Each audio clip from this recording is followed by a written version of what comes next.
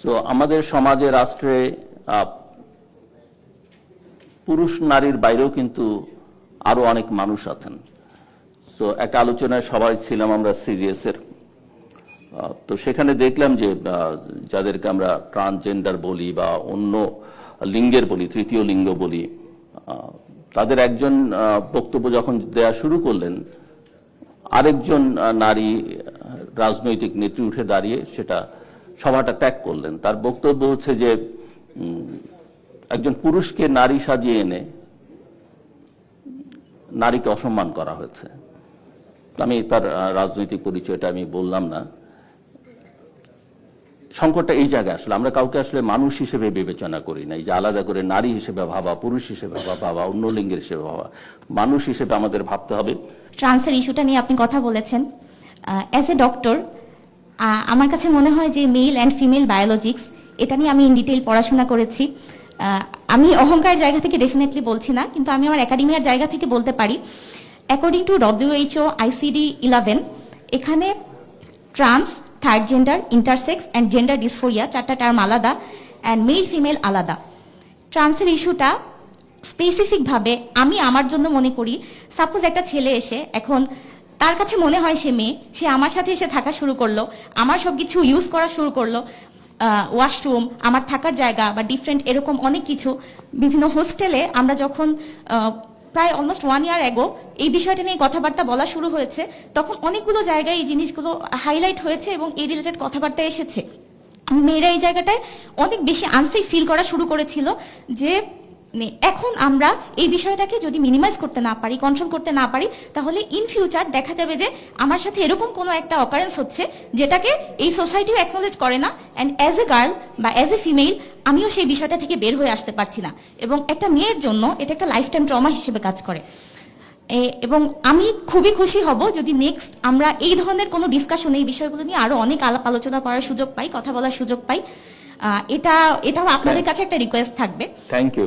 আমি জাস্ট আপনাকে প্রশ্ন করি, যদি আজকে এরকম তাদেরকেও এখানে থাকতো, আপনি কি আপত্তি করতেন না করতেন না? কারণ এখানে আমরা অনেক ছেলেরা আছি। যেহেতু আজকে টপিক ডিফারেন্ট, আমার মনে হয় আমাদের কথাবার্তা ওইদিকে যেত না, কিন্তু এই টপিকে যদি কথা হতো আমি তাদের সাথে ডিসকাশন করতাম। সেটা ছিল একেবারেই একটা পলিটিক্যাল ডিসকাশন, সেখানে তাদের একজন প্রতিনিধি ছিলেন, সেখান থেকে উঠে গেছেন।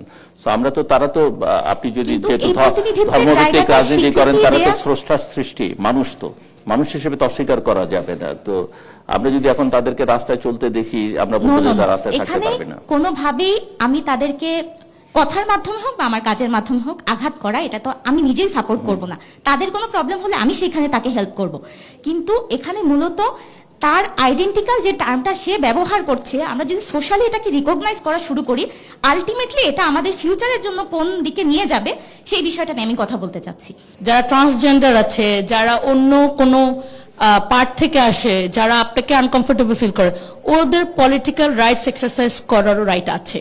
সো এই জায়গাটাকে আপনারা যখন মানে অ্যাক্রস দ্য টেবল রেকগনাইজ করা শিখবেন, that will be year first step towards a better political transition, because you only protecting your own rights is not politics. Politics is going across the table and walking into another person's shoe as well. আমি hijabi বলে শুধু যেভাবে করে Dutch government নিকাবকে criminalisation করেছে, we don't want to criminalize some other form of people or form of choice for people.